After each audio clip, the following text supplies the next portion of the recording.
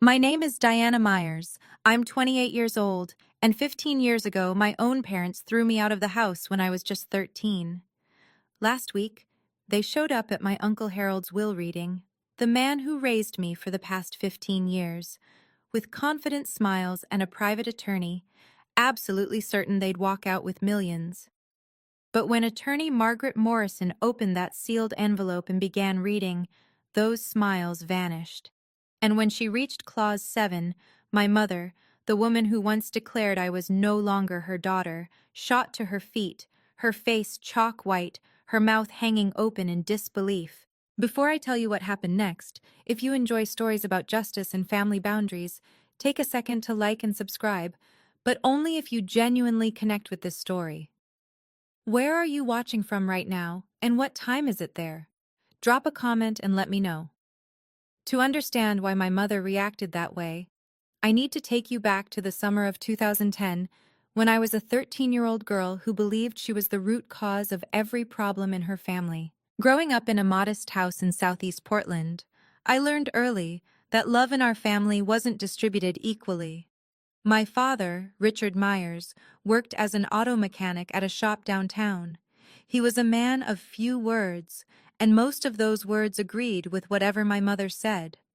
My mother, Sandra, worked the checkout line at a grocery store and ran our household with the precision of someone who always knew exactly who deserved what. My sister Tiffany was 2 years older than me. She had Mom's golden blonde hair, Mom's bright blue eyes, Mom's easy laugh. Everyone said so. "Tiffany looks just like you did at her age, Sandra." And Mom would beam. I looked like our late grandmother, Dad's mother. Brown hair, brown eyes, quiet disposition. Mom never said it was a bad thing. She just never said much about me at all. The differences showed up everywhere. For Tiffany's 15th birthday, Mom threw a party with 15 guests, a 3-tier cake from the bakery on Hawthorne, and a karaoke machine rental. For my 13th birthday, 3 months later, it was the four of us around the kitchen table with a marked-down cake from the grocery store where Mom worked. The frosting said "Happy Birthday" with no name, a generic leftover from someone else's canceled order. I didn't realize what was happening until I was 12. That's when I discovered Tiffany had a college savings account that had been opened when she was 5 years old. 8 years of deposits, thousands of dollars. I asked Mom why I didn't have one. She looked at me like the question surprised her. "Tiffany needs money for college," she said. "You'll figure something out. You're good at adapting." That was the first time I understood my place in this family. I was the spare child, kept around but never truly wanted. The summer of 2010 changed everything. In April of that year, I applied for the Oregon STEM Summer Academy at Oregon State University. It was a 6-week residential program for students who showed exceptional promise in science and mathematics. The scholarship covered everything: tuition, room and board, materials. Total value: $4,200. I didn't tell anyone I applied. I'd learned not to get my hopes up out loud in that house. On May 15th, the acceptance letter arrived. Out of over 2,000 applicants from across Oregon, 50 students had been selected. I was one of them. For exactly one afternoon, I felt like I mattered. Then Tiffany found out about a performing arts camp in California that her drama teacher had mentioned. 3 weeks, no scholarship, price tag, $3,800. That night at dinner, Mom announced the solution she'd worked out in her head. "Diana, you'll decline that science thing. We can't afford to send both of you to summer programs, and Tiffany's camp will help her college applications." She said it like she was discussing meal planning, not crushing someone's dreams. I stared at my plate. The words came out before I could stop them. "No." The whole table went silent.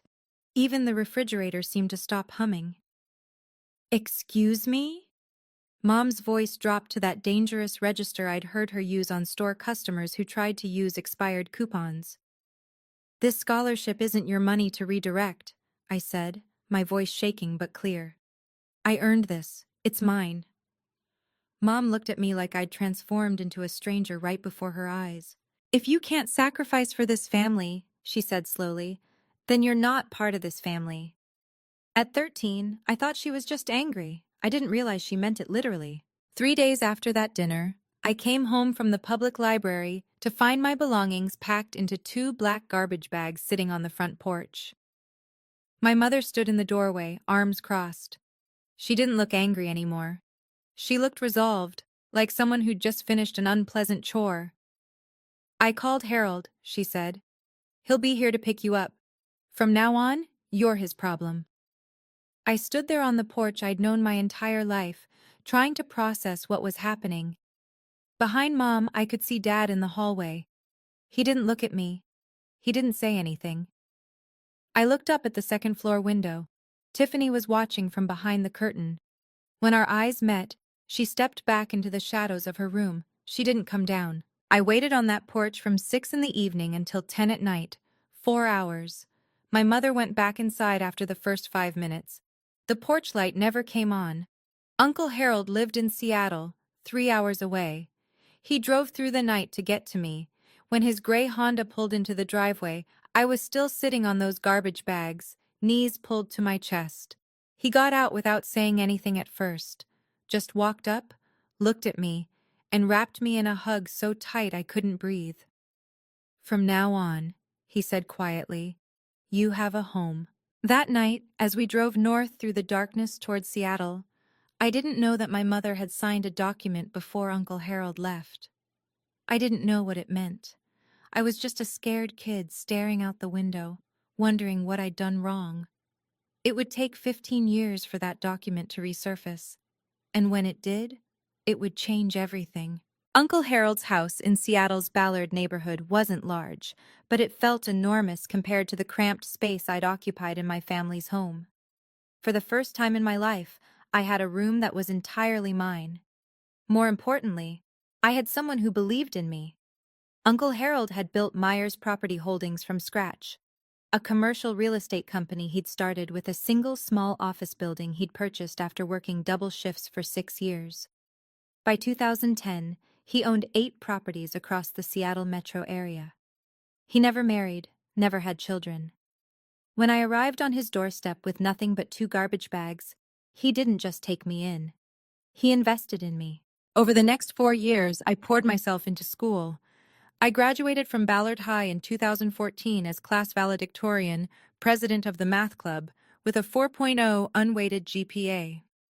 The University of Washington offered me admission with a partial scholarship to their Foster School of Business. By 2018, I had my bachelor's degree in finance, graduating summa cum laude with a 3.94 GPA. Uncle Harold had given me internship opportunities at Myers Property Holdings starting my sophomore year. I learned the business from the ground up: data entry, lease analysis, tenant relations, property assessments. In 2019, after 18 months at a Big Four-style accounting firm I'll call Mitchell and Partners, I earned my CPA certification. 1 year later, Uncle Harold offered me a position as controller. By 2021, I was CFO.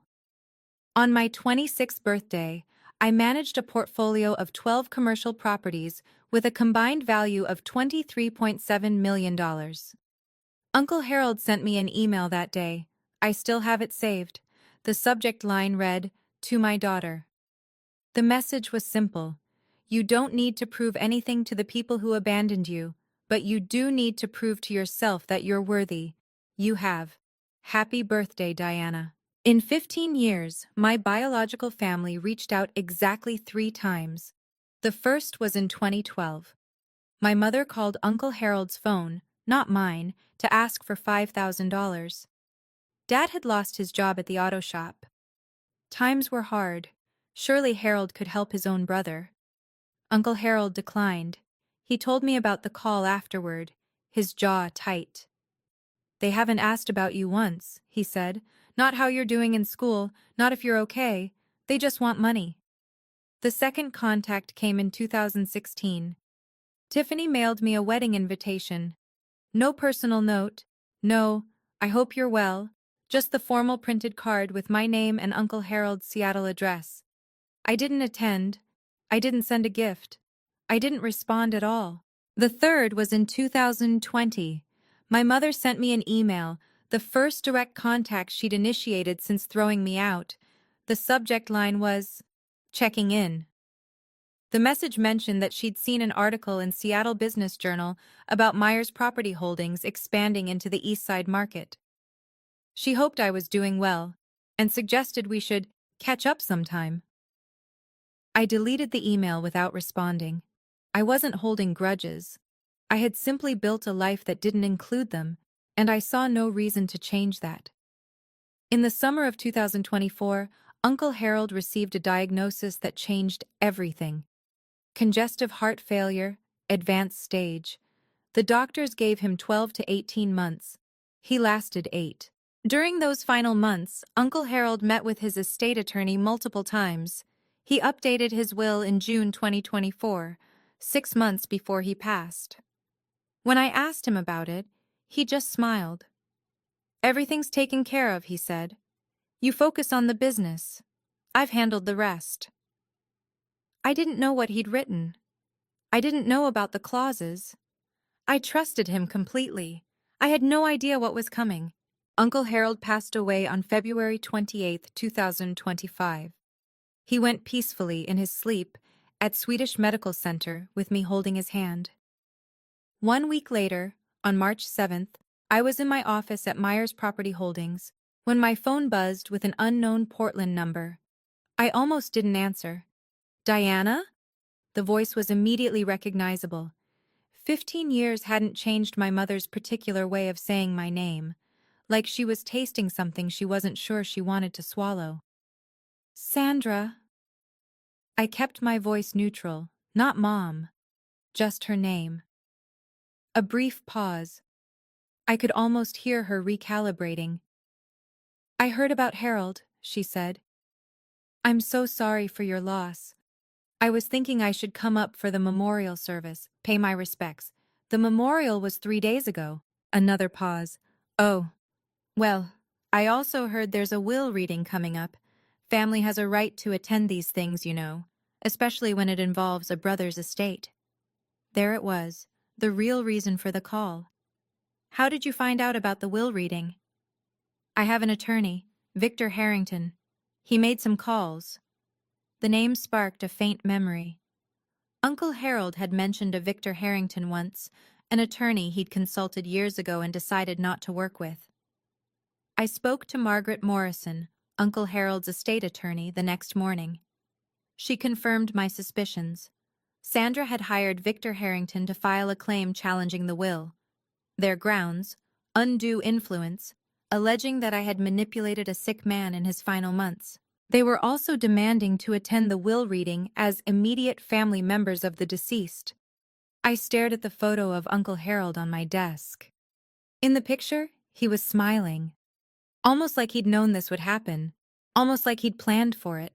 Margaret Morrison's office occupied the 47th floor of the Columbia Center, Seattle's tallest building. Through the floor-to-ceiling windows, you could see all the way to Mount Rainier on a clear day. March 10th wasn't clear. Rain streaked the glass as Margaret laid out the situation. "Victor Harrington filed a formal challenge to the will on behalf of Richard and Sandra Myers," she said, sliding a document across her desk. "The claim alleges undue influence. They're arguing that you isolated Harold from his family during his illness and pressured him to change his estate plan." I read through the filing, my stomach tightening with each paragraph.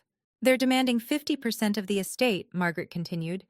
"Their legal theory is that as Harold's only surviving sibling, Richard should be entitled to inherit under intestacy rules, or at minimum, receive a significant share that reflects the natural bonds of brotherhood." "Natural bonds," I repeated. "Richard and Harold hadn't spoken in 8 years before I came to live with Uncle Harold. Did you know that?" Margaret nodded. "I'm aware. Harold told me the whole history, but that's not what concerns me about this filing." She pulled out another page from her folder. "They don't need to win this case. If this goes to litigation, the estate could be frozen for 12 to 18 months during discovery and trial. Meanwhile, the properties need management, tenants need attention, bills need to be paid. A protracted legal battle could cost hundreds of thousands in legal fees and potentially devalue the entire portfolio. So they're betting I'll pay them off to make them go away. That's the strategy, Margaret agreed. It's not unusual in estate disputes. I looked down at the challenge filing. In the section describing our family history, Sandra had written that I had abandoned my family and exploited Harold's loneliness. The woman who threw me out was claiming I abandoned her. Do you have any documentation about your circumstances in 2010? Margaret asked. Anything that establishes what actually happened when you went to live with Harold? I thought back to that night on the porch, the garbage bags, the 4-hour wait, Uncle Harold arriving in the darkness. I was 13, I said. I didn't exactly keep records. Harold did. Margaret was already reaching for her phone. She dialed her assistant and asked for a specific file number from the archives. 20 minutes later, her assistant returned with a yellowed folder. Margaret opened it carefully, scanning the contents. Then she looked up at me with an expression I couldn't quite read. Diana, did you know about this? She slid the document across the desk. The header read, Voluntary Relinquishment of Parental Rights and Transfer of Guardianship. Dated July 15, 2010. The document stated that Richard James Myers and Sandra Ellen Myers, being of sound mind, voluntarily relinquished all parental rights and responsibilities for their minor daughter, Diana Marie Myers, and transferred full legal guardianship to Harold Raymond Myers. At the bottom were 4 signatures: my mother's, my father's, Uncle Harold's, and a notary public from King County, Washington. File number 2010 GH 5847. They didn't just kick you out, Margaret said quietly. They legally gave you up. They signed away their parental rights. As far as the law is concerned, Sandra and Richard Myers stopped being your parents the moment they signed this document. My hands were trembling. I'd been 13 years old, sitting on a porch in the dark. I had no idea my mother had been signing papers inside the house. What does this mean for their claim? Margaret's expression shifted. It means Richard has no standing to claim inheritance through familial relationship. Legally, he's not your parent. He severed that connection himself, in writing, with witnesses 15 years ago. Margaret offered me 2 paths forward. Option 1, we negotiate, she said. I reach out to Harrington, explain that their legal position is weaker than they realize, and offer a settlement. $500,000 to $1 million in exchange for them withdrawing their challenge and signing a waiver of any future claims. It's faster, cleaner, and avoids any public spectacle. And option 2? We proceed with the will reading as scheduled. They've demanded to attend as family members. We let them. Then we present the evidence. The guardianship transfer document, the full history, everything Harold wanted disclosed in the event of a challenge. She paused. Harold anticipated this, Diana. He left specific instructions for how to handle exactly this scenario. He wanted the truth on the record. I went home that night and couldn't sleep. I sat in the living room of the house Uncle Harold had left me, staring at the family photos on the mantel. There were pictures of me at every stage: high school graduation, college commencement, the day I got my CPA license, my first day as CFO. In every photo, Uncle Harold was beaming beside me. There were no photos of Richard or Sandra, not one. I thought about Uncle Harold's words from that email years ago. You don't owe them anything, but you owe yourself the truth. At 7 the next morning, I called Margaret. I want the will reading to proceed, I said. No settlement, no buyout. If they want to be present for this, let them. But we're not hiding anything. Are you sure? Once this becomes public, they chose to make this public when they filed their challenge. I'm just respecting their choice.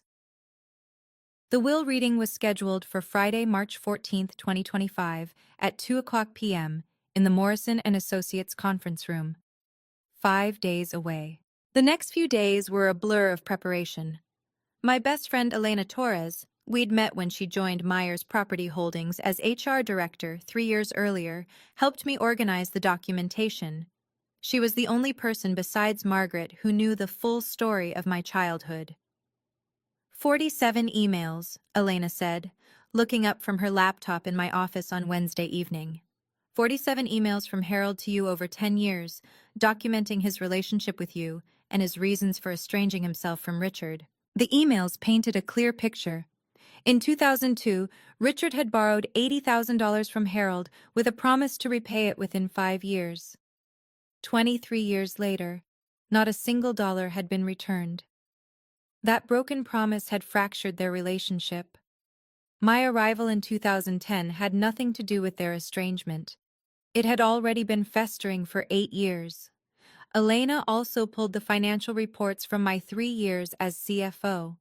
Under my leadership, the Myers Property Holdings portfolio had grown from $17.7 million to $23.7 million, a 34% increase in value. Occupancy rates averaged 96%. Tenant satisfaction scores were the highest in the company's history. On Thursday evening, I met with Dr. Lauren Hayes, the therapist I'd been seeing since my early 20s. "Remember why you're doing this," she said. "You're not seeking revenge, you're closing a chapter. There's a difference." "What if I feel satisfaction when they realize they've lost?" Dr. Hayes smiled gently. "That's called justice, Diana. Feeling validated when the truth comes out isn't the same as cruelty. The question is what you do afterward." I drove home that night through Seattle's rain-slicked streets, thinking about her words. I looked in the bathroom mirror before bed. "She has no power over you anymore," I told my reflection. "Only you get to decide your story now." Friday was coming, and I was ready. Okay, let me pause here for a second. If you've made it this far, and you're wondering how I handled what came next, drop a comment with your prediction. What do you think Sandra did at the will reading? And if this story resonates with you, if you've ever had to set boundaries with family, don't forget to subscribe. We're just getting to the part you've been waiting for. Now back to that Friday afternoon. The Morrison and Associates conference room occupied a corner of the 47th floor, with floor-to-ceiling windows offering panoramic views of Elliott Bay and the Olympic Mountains beyond. On a clear day, it would have been breathtaking. On March 14, 2025, the sky was overcast, the water a steel gray that matched my mood. I arrived 15 minutes early at 1:45 p.m. I wore a navy blue tailored suit. Professional, understated. My hair was pulled back in a simple bun. I'd learned from Uncle Harold that the most powerful people in the room never needed to announce themselves. The conference room could seat 20 at the main table, with additional chairs arranged along the walls. When I entered, 14 people were already present. Margaret Morrison sat at the head of the table with 2 junior associates. Thomas Graham, the senior auditor from Mitchell and Partners, who had handled Uncle Harold's accounts for a decade, occupied a seat near the window. Representatives from 3 charitable organizations filled several chairs: Seattle Children's Hospital, Habitat for Humanity Northwest, and the Olympic National Park Foundation. Uncle Harold had been a significant donor to all 3 for over 20 years. 5 senior staff members from Myers Property Holdings sat together near the door. They'd worked with Uncle Harold for years and had known me since my intern days. Margaret caught my eye and nodded toward a seat at the center of the table, directly across from where she would be reading the will. I took my place, arranging the folder of documents Elena had prepared in front of me. Through the glass wall of the conference room, I could see the elevator lobby. At 2:03 p.m., the elevator doors opened. My mother stepped out first. Even from across the floor, I could see she'd dressed for the occasion. Black dress, pearl necklace, full makeup. Behind her came my father, my sister, and a man in an expensive suit carrying a Mont Blanc briefcase. The show was about to begin. Sandra Myers entered the conference room like she owned it. That was always her way, projecting confidence she hadn't earned, claiming space she hadn't been given. She wore a black dress that looked new, and her pearl necklace caught the overhead lights as she surveyed the room with a practiced expression of dignified grief. Behind her, my father Richard shuffled in wearing a gray suit that didn't quite fit anymore. He'd gained weight in the years since I'd seen him. His eyes found me briefly, then darted away. He'd always been good at looking away.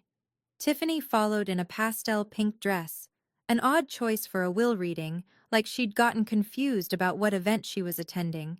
At 30, she looked tired in a way that had nothing to do with the early morning flight from Portland. Their attorney, Victor Harrington, brought up the rear. He was tall, silver-haired, with the kind of polished confidence that came from decades of high-stakes litigation. His Mont Blanc briefcase probably cost more than my first month's salary at Mitchell & Partners. Sandra's gaze swept the room until it landed on me. "Ah," she said, her voice carrying in that way she'd perfected. "You're here already." I didn't stand. Sandra. The single word, her name, not Mom, made her pause mid-stride. Something flickered across her face. Then she recovered. "I was hoping we could speak privately before this starts. Family matters should be handled by family." "The proceedings begin in 2 minutes," I said. "I'm sure whatever you have to say can wait." Margaret Morrison rose from her seat. "Mrs. Myers, Mr. Myers, Ms. Myers, Mr. Harrington, there are seats arranged for attending parties along the wall. The main table is reserved for beneficiaries and estate representatives." Sandra's jaw tightened visibly. She'd expected a seat at the center of things. Instead, she was being directed to the margins. She wasn't even at the table. Sandra didn't take her seat quietly. Instead, she detoured past the representatives from Seattle Children's Hospital, pausing to introduce herself with an expression of practiced sorrow. "I'm Sandra Myers," she said, loud enough for most of the room to hear. "Harold's sister-in-law. We were quite close for many years, before this unfortunate estrangement." She glanced meaningfully in my direction. The hospital representative, a woman in her 50s named Dr. Patricia Wells, nodded politely but said nothing. Sandra continued, undeterred. "It's so tragic how some people come into a family and create division. Harold was such a generous man, so trusting, perhaps too trusting." I kept my eyes on my folder. I didn't respond. I'd learned long ago that Sandra fed on reactions. Tiffany, settling into a chair against the wall, added her piece. "Uncle Harold used to visit us in Portland all the time when we were kids. I don't understand why she gets to sit up there and we're back here." Victor Harrington was already taking notes, his pen moving across a legal pad, documenting everything, building their case, looking for any reaction he could twist. I gave him nothing. Sandra took her seat beside Tiffany, but she wasn't finished. As Margaret organized her papers at the head of the table, Sandra's voice cut through the quiet room once more. "A child who's been rejected by her parents usually has a reason. I just wish Harold had seen through her the way we did. A mother always knows." The words hung in the air. Several people in the room shifted uncomfortably. Thomas Graham, the auditor, was staring at Sandra with open disbelief. I looked at her, really looked at her, for the first time in 15 years. She hadn't changed at all. The same certainty, the same need to control the narrative, the same absolute conviction that she was the victim. Margaret cleared her throat. "It's 2:10, we'll begin." Margaret Morrison broke the seal on a large envelope with the careful precision of someone who had performed this ritual hundreds of times. "This is the last will and testament of Harold Raymond Myers," she began, her voice carrying the formal weight the moment demanded. "Born July 4, 1953, deceased February 28, 2025. This document was executed on June 18, 2024, and represents the final expression of Mr. Myers's wishes regarding the disposition of his estate." Sandra sat forward slightly, her pearl necklace catching the light. Margaret continued reading the preliminary sections. Article 1 confirmed Harold's identity and residence. Article 2 declared him to be of sound mind. Margaret noted that a psychiatric evaluation had been conducted by Dr. Stephen Park on June 10, 2024, 8 days before the will was signed. The evaluation confirmed Mr. Myers possessed full testamentary capacity and was under no undue influence at the time of execution, Margaret read. I caught Sandra exchanging a glance with Victor Harrington. They'd been banking on challenging Harold's mental state. This documentation complicated their strategy. Article 3 revoked all prior wills and codicils. Then Margaret turned to Article 4, the inventory of assets. At the time of death, Mr. Myers' estate included the following: 12 commercial properties located throughout King County and Snohomish County with a combined assessed value of $18.2 million. Investment accounts containing diversified equity holdings valued at approximately $4.1 million. Cash and liquid assets totaling $1.4 million. I heard Tiffany whisper to Sandra, "That's almost $24 million." Sandra nodded, her eyes calculating. Margaret looked up briefly. The will contains 47 pages. I will now proceed to Article 5, which addresses specific bequests and exclusions. She turned the page and adjusted her reading glasses. Article 5, regarding Richard James Myers, brother of the deceased. Sandra actually smiled. She wouldn't be smiling for long. Margaret's voice was steady as she read the opening line. I make no provision in this will for my brother, Richard James Myers, for the following reasons, which I wish to be read aloud and entered into the record. Sandra's smile flickered. Margaret continued reading Harold's words. First, in March of 2002, Richard borrowed $80,000 from me with a written promise to repay the full amount within 5 years. 23 years have passed. Not $1 has been returned. I have retained the original promissory note as documentation. Richard's face went pale. He hadn't expected this. Second, on July 15, 2010, Richard and his wife Sandra voluntarily executed a legal document relinquishing all parental rights to their daughter Diana Marie Myers, transferring full guardianship to me. This document was properly witnessed and notarized. Sandra shot to her feet. What does that have to do with anything? Margaret paused, looked at Sandra over her glasses, and continued reading without acknowledging the outburst. The significance of this document is as follows. By legally terminating their parental relationship with Diana, Richard and Sandra severed any claim they might have had to inherit from me through her. Diana is my legal heir. Richard is not her legal father. Therefore, Richard has no familial relationship with my designated heir, and no standing to challenge this will on grounds of family connection. Richard stood now, too. This is ridiculous! I'm Harold's brother, his blood brother! Victor Harrington grabbed Richard's arm, pulling him back down. But even the attorney's face had gone gray. Margaret reached into her file and produced a document. For the record, the original voluntary relinquishment of parental rights is on file with King County Family Court, file number 2010 GH 5847. I have a certified copy here, which any party may examine. She laid the document on the table. Sandra stared at it like it was a live grenade. Sandra didn't sit back down. Her composure, that careful mask she'd worn into the room, cracked visibly. Her voice rose, sharp and desperate. This is insane! That paper doesn't mean anything. We're still her family. Margaret's voice remained level. Mrs. Myers, I must ask you to take your seat. Disrupting the reading of a will is a matter the court takes seriously. Sandra ignored her. She pointed directly at me. She did this. She manipulated Harold against his own family. She poisoned him against us. Dr. Patricia Wells from Seattle Children's Hospital looked uncomfortable. The charity representatives hadn't signed up for a family meltdown. Tiffany tugged at Sandra's sleeve. Mom, sit down. People are watching. I don't care who's watching, Sandra's voice cracked. I want to know how this happened. Harold loved Richard. They were brothers. Finally, I spoke. My voice came out calm, steady, the way Uncle Harold had taught me to speak in difficult negotiations. Never raise your voice. Make them strain to hear you. Sandra, you made a choice 15 years ago.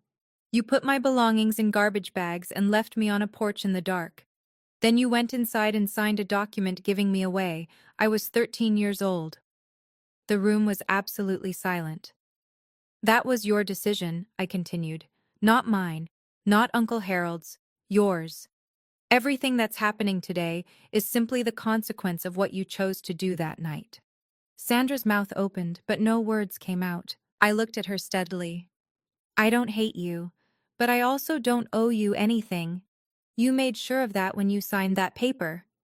Victor Harrington was writing furiously on his legal pad, though I couldn't imagine what strategy he thought he could salvage. Margaret cleared her throat. If we may continue, I haven't yet read Clause 7. Sandra finally sank back into her chair, but Clause 7 was the one that would truly end her hopes. Margaret turned to page 12 of the will and paused. Then she read the words that would change everything. Article 7, Designation of Sole Beneficiary. The room held its breath. I hereby bequeath the entirety of my estate, including all real property, investment accounts, liquid assets, and personal effects, to my legally adopted daughter, Diana Marie Myers. Adopted. The word hung in the air like a thunderclap. Sandra's face went white, actually white, like someone had drained the blood from her head. Adopted? Richard's voice was hoarse. Since when? Margaret answered with the same calm precision she'd used throughout. Mr. Harold Myers formally adopted Diana Marie Myers on September 12, 2012, when she was 15 years old. The adoption was finalized in King County Family Court, file number 2012 AD 3291. As Mr. and Mrs. Richard Myers had already legally relinquished their parental rights in 2010, no additional consent was required. Tiffany stared at me. So you're not related to us anymore? I met her eyes. Not legally. Not since Mom and Dad signed me away. Margaret continued reading. Diana is not merely a beneficiary. She is my daughter in every way that matters, legally, practically, and emotionally. She has worked alongside me for years, proven her competence and integrity, and I trust her completely to continue the work I began. There is no one more deserving of this inheritance, and no one I love more. My vision blurred. I blinked back tears. Uncle Harold had never told me about the full language of this clause. He'd kept it a secret, waiting for this moment, knowing it might come. Sandra was shaking her head slowly, like someone trying to wake from a nightmare. This can't be legal, she whispered. Victor, tell them this can't be legal. Victor Harrington didn't answer. He was staring at his legal pad, pen motionless. He knew the case was over. Margaret reached into her folder and withdrew a sealed envelope, smaller than the others. There's one more item, she said. Mr. Myers left a personal letter for Diana, with instructions that I offer to read a portion aloud during this proceeding, if Diana consents. I nodded, not trusting my voice. Margaret opened the envelope carefully and unfolded a single handwritten page. Uncle Harold's familiar script filled the paper, the same handwriting I'd seen on birthday cards and emails and notes left on my desk over 15 years. Margaret began to read. Diana, if this letter is being read aloud, it means things happened exactly as I expected. Your biological family showed up looking for money they never earned from a man they never cared about. I'm sorry you have to go through this, but I also know you're strong enough to handle it. A soft sound escaped Sandra's throat, almost a whimper. You came to me as a wounded child, thrown away by people who should have protected you, but you didn't let that define you. You transformed your pain into determination, your loneliness into independence, your rejection into resilience. I have never been more proud of anyone in my entire life. Margaret's voice softened slightly as she continued. I didn't save you, Diana. You saved yourself. I just gave you a place to do it. Everything you've achieved, your education, your career, your character, you earned through your own effort. I'm leaving you my estate not because you need it, but because you deserve it. And because I know you'll use it to help others the way I tried to help you. Tears were streaming down my face now. I didn't try to stop them. Don't let them make you feel guilty for surviving them. Don't let them back in unless you choose to. You owe them nothing. You owe yourself everything. I love you, Diana. Forever your father, Harold. Sandra made one last desperate play. She stood again, but this time her voice had shifted. The anger was gone, replaced by something that was meant to sound like wounded motherhood. Diana, sweetheart, I know things were hard when you were young. I made mistakes, I admit that now. But we're still blood. We can work through this.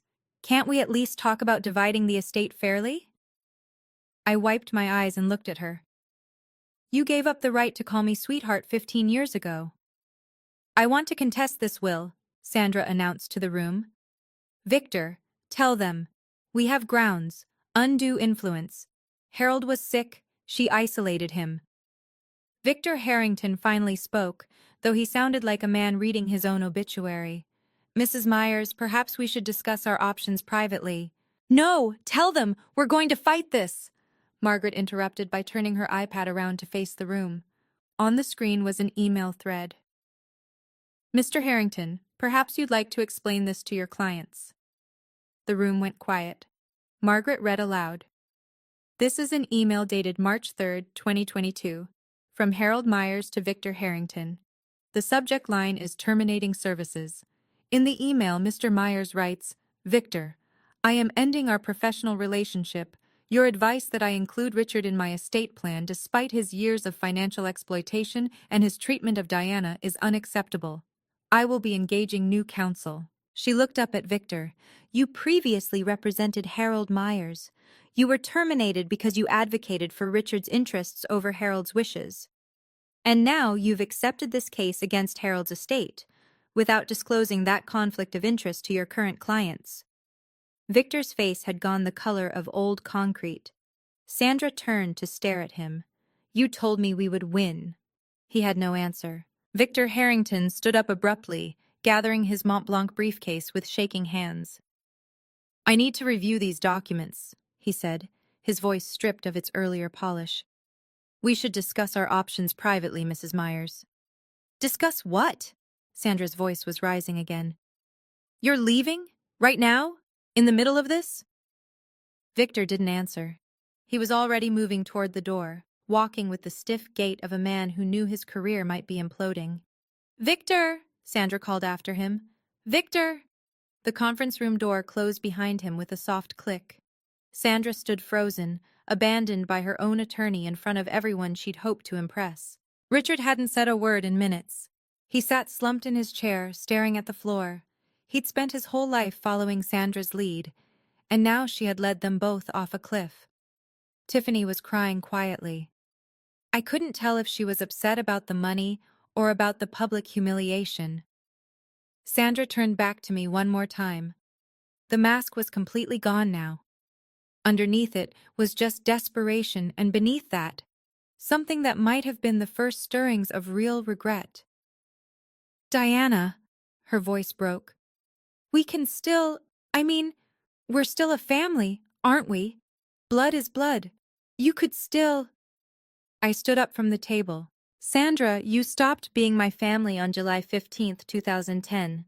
You signed the document yourself. I didn't make that choice, you did. I gathered my folder and looked at her steadily.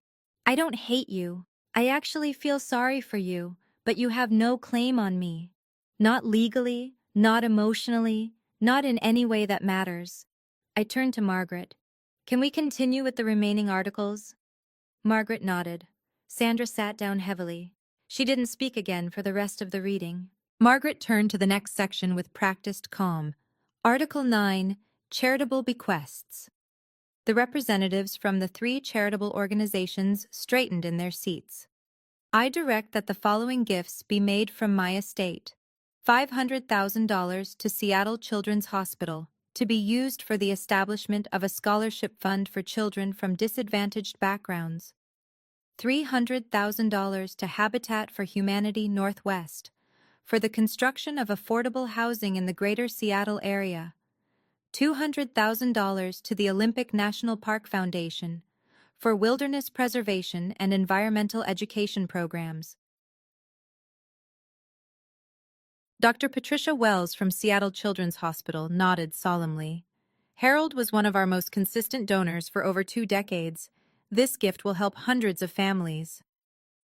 The representative from Habitat for Humanity added, We've built 6 homes with Harold's previous donations. This will fund at least 4 more. Margaret continued. I also request that my daughter Diana continue the charitable giving programs I established during my lifetime, at her discretion. I trust her judgment completely. I found my voice. I will. I'll honor everything Uncle Harold built. A thought occurred to me as I looked at the 3 charity representatives sitting in this room. They weren't here because the law required it. They were here because Uncle Harold had asked them to come. He'd wanted witnesses, neutral parties who could testify to exactly what had happened here today if Sandra and Richard tried to pursue their case further. Uncle Harold had anticipated every move. Dr. Wells caught my eye and offered a small, kind smile. Harold used to talk about you constantly. Every board meeting, every donor event. Diana did this. Diana achieved that. He was so proud of you. I blinked back fresh tears. Even in death, Uncle Harold had surrounded me with people who believed in me. When Margaret finished reading the final articles of the will, she turned to me. Diana, as sole beneficiary and executor, would you like to say a few words? I hadn't planned to speak, but 47 pairs of eyes were watching me, and I realized there were things that needed to be said, not for Sandra's benefit, but for my own. I rose from my seat. Most of you knew Uncle Harold far longer than I did. He took me in when I was 13 years old and had nothing. He gave me a home, an education, and most importantly, a family that chose to love me. I looked around the room, at the Myers Property Holdings employees who had watched me grow from an intern into a CFO, at the charity representatives who had witnessed Uncle Harold's generosity for decades. With this inheritance, I intend to continue everything Harold built. The properties will be managed with the same integrity he established. The charitable commitments will be maintained, and I'll be establishing a new scholarship fund, the Myers STEM Scholarship, for children from difficult family situations who need someone to believe in them. My eyes found Sandra, still sitting rigid in her chair. As for my biological relatives, I hold no grudge. I've made peace with what happened. But peace doesn't mean pretending it didn't happen, and it doesn't mean opening doors that I've worked hard to close. I took a breath. Harold taught me that family is about choice. The people who show up for you when everything falls apart, those are your family. By that definition, the people in this room who knew Harold, who worked with him, who respected him, you're more my family than the people who share my DNA. I sat back down. The room was silent for a long moment. Then Thomas Graham, the auditor, began to clap. Others followed. Sandra didn't move. Margaret formally concluded the reading at 3:47 p.m. The will has been read in its entirety. All legal requirements have been satisfied. Ms. Myers, you may contact our office next week to begin the transfer process. The estate should be fully settled within 14 business days. People began to rise, conversations murmuring to life around the room. Sandra stood slowly, like a woman who had aged 10 years in 2 hours. Richard was already shuffling toward the door, not looking at anyone. Tiffany gathered her purse and followed her father without a word. Sandra lingered. She turned back to look at me one final time. Her makeup had smeared slightly around her eyes. The confident woman who had entered this room expecting millions now looked diminished, smaller somehow. She opened her mouth as if to say something. I saw her lips form what might have been the beginning of "I'm sorry." But then she closed her mouth, turned away, and walked out. I watched her go. This woman who had thrown me away like damaged goods, who had signed papers to make it legal, who had shown up 15 years later, expecting to profit from her cruelty. I felt a brief flicker of something, not satisfaction exactly, not vindication, something more complicated, the strange emptiness that comes when a chapter finally closes. Dr. Wells from Seattle Children's Hospital approached me as the room cleared. "Harold talked about you every time we met," she said, shaking my hand. "He told me once that taking you in was the best decision he ever made. I can see why." She pressed a business card into my palm. "When you're ready to discuss that scholarship fund, please call me directly." Elena appeared at my side, squeezing my arm. "You did it," she said quietly. "Harold would be so proud." I looked at the photo of Uncle Harold I'd brought with me. I hoped she was right. I need to take a breath here for a second. That was the moment I'd been dreading and hoping for at the same time. If you've ever had to stand up to someone who hurt you, someone who still believed they were the victim, you know how exhausting it is. Have you been through something similar? Tell me in the comments.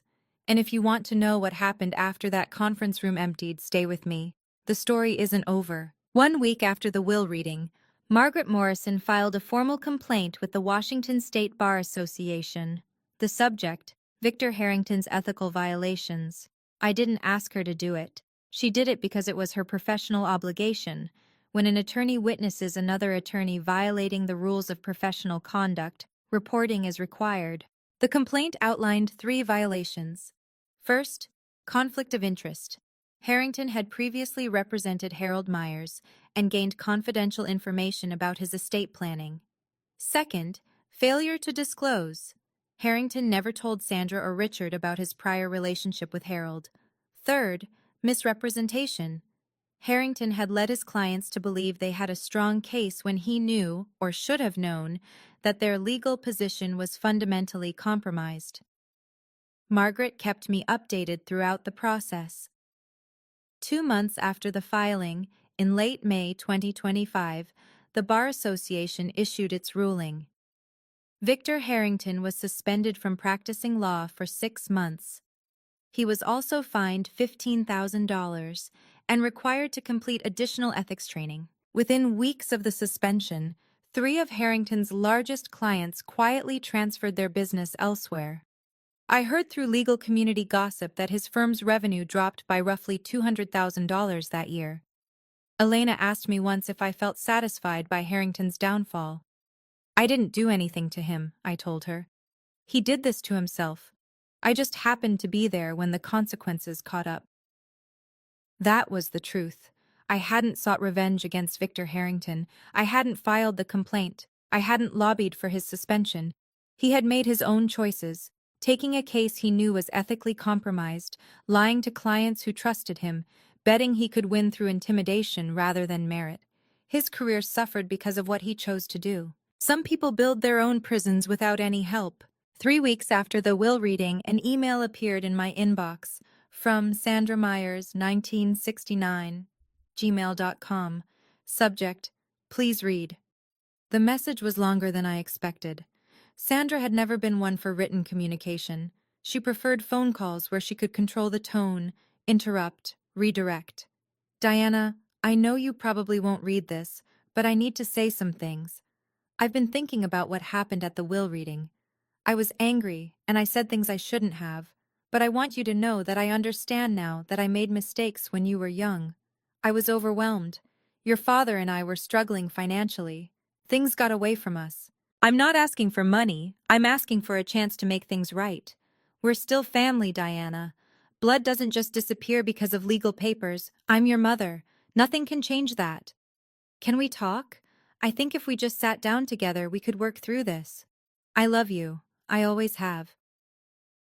Mom. I read the email 3 times.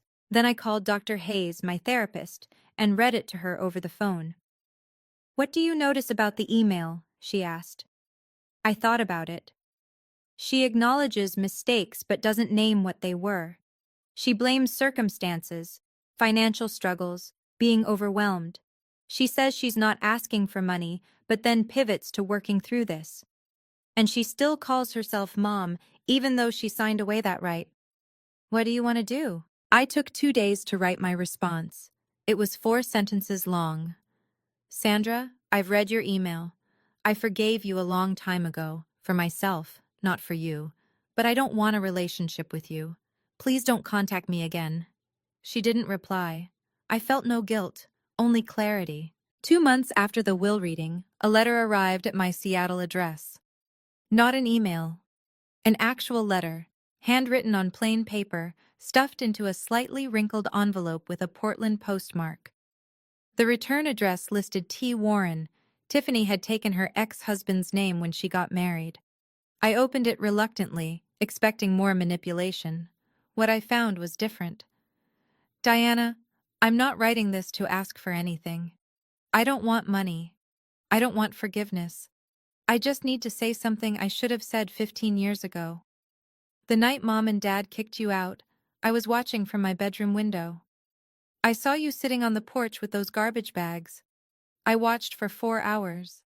I saw you alone in the dark waiting and I never came down. I could have. I was 15. I could have brought you water or sat with you or at least told you I was sorry. Instead, I just watched from the window like a coward. That's haunted me ever since. Every time Mom would talk about you, always blaming you, always making herself the victim, I would think about that window, about what I didn't do. I'm not asking you to forgive me. I'm not asking for a relationship. I just wanted you to know that I know what I did was wrong. I failed you when you needed family most. You deserved better from your older sister. If you never want to hear from me again, I understand. But I couldn't let another year pass without telling you the truth. Tiffany. I read the letter 4 times. It was the first honest thing anyone in my biological family had ever said to me. I didn't write back immediately. I needed time to figure out what, if anything, I wanted to do with this unexpected opening. But for the first time in 15 years, I felt something other than distance when I thought about my sister. 4 months after the will reading, I finally wrote back to Tiffany. Dr. Hayes had helped me think through what I actually wanted, not what I felt obligated to do, not what would look generous or forgiving, what I genuinely wanted for myself. The answer surprised me. I didn't want to shut Tiffany out completely. Her letter had been the first honest acknowledgement of what happened that night. No excuses, no deflection, no requests for money, just accountability. But I also wasn't ready to trust her. 15 years of distance doesn't disappear because of one letter. So I wrote back with conditions. Tiffany, I've read your letter many times. I appreciate that you acknowledged what happened without making excuses. That took courage. I'm not ready for a full relationship, but I'm open to cautious contact under these conditions. First, no contact through Mom or Dad. I've ended communication with them permanently, and I need that boundary respected. Second, no discussions about money, inheritance, or anything related to Uncle Harold's estate. Ever. Third, I reserve the right to end any conversation without explanation. If I go quiet, I need you to respect that. If these conditions work for you, we can start with a monthly video call. 15 minutes, low pressure. We can talk about our lives, surface level at first. If that goes well, we can gradually build from there. This isn't me saying everything is forgiven and forgotten. This is me saying I'm willing to see if there's something worth building, but it has to be on my terms. Let me know if you accept these conditions. Diana. Her reply came 3 days later. One word. Accepted. I scheduled our first call for the following Saturday. 15 minutes. That was all I could commit to. But it was a start. The first video call with Tiffany happened on a Saturday afternoon in September 2025, 6 months after the will reading. I sat in my home office with my laptop open, watching the seconds count down until 2:00 p.m. My heart was beating faster than it had during the will reading. This felt more dangerous somehow. Confronting Sandra had been about defending myself against an attack. This was about choosing to be vulnerable. The call connected. Tiffany's face filled the screen. She looked different than she had at the will reading, less made up, more tired, but also somehow more real. "Hi," she said. "Hi." We stared at each other for a moment. 15 years compressed into a video call rectangle. "I wasn't sure you'd actually answer," she admitted. "I almost didn't." That broke something loose. Tiffany laughed, a nervous, relieved sound, and I found myself almost smiling. We kept it light, as I'd requested. Surface level. She told me about her job. She was training to become a nail technician, working toward getting licensed. She mentioned her kids, Jaden, 8, and Lily, 6, without asking me to be their aunt. I told her about the business, about Seattle weather, about nothing too personal. At 14 minutes, I said we should wrap up. Diana? Tiffany's voice stopped me before I could end the call. Thank you for giving me a chance. I know you didn't have to. This is step one, I said. We'll see where it goes. Step one is more than I expected. We scheduled another call for the following month. After she hung up, I sat in my office for a long time, processing. I didn't know if Tiffany and I would ever have a real relationship. Maybe we'd stay in this tentative place forever. But for the first time, I was the one deciding what happened next. That power was worth more than the inheritance. March 14th, 2026. 1 year exactly since the will reading that changed everything. I stood outside a modest commercial building on Capitol Hill, the first property Uncle Harold ever purchased, back in 1987, when he was a 34-year-old with a dream and barely enough money for a down payment. The building had been renovated last fall. New windows, updated HVAC, fresh landscaping. But today I was here for something else. A bronze plaque had been mounted beside the main entrance, the Harold R. Myers Building, in memory of a man who chose love over blood, 1953 to 2025. I touched the letters of his name, feeling the cold metal under my fingertips. In the years since the will reading, Myers' property holdings had grown by 12%, bringing the portfolio value to $26.5 million. Occupancy rates remained above 95%. We'd expanded into 2 new properties and upgraded 3 existing ones. More importantly, the Myers STEM Scholarship had awarded its first grants. 5 students from difficult family situations, each receiving full funding for summer programs in science and mathematics. Dr. Wells at Seattle Children's Hospital had helped select the recipients. Tiffany and I still talked once a month. The conversations had gotten slightly easier. We'd graduated from 15 minutes to 25. I'd seen pictures of her kids. She'd seen pictures of my apartment. We weren't sisters in any traditional sense, but we were something. Sandra and Richard had stopped trying to contact me. I didn't know what their lives looked like now, and I found that I didn't need to know. Elena walked up beside me, looking at the plaque. You okay? I considered the question. I'm peaceful, I said. That's even better than happy. Uncle Harold had taught me that family is a choice, and I had finally learned to choose myself. The sky over Seattle was clear for the first time in weeks.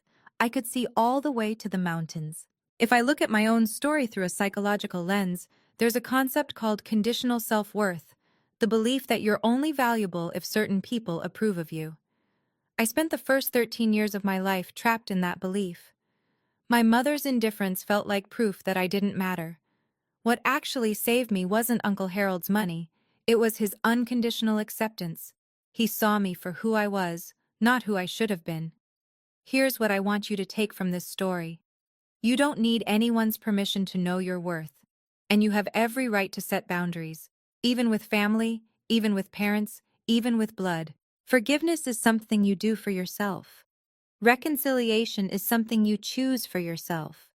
These are 2 different things, and no one gets to decide which one you offer. Your story is yours to write. Thank you for staying with me through this entire story.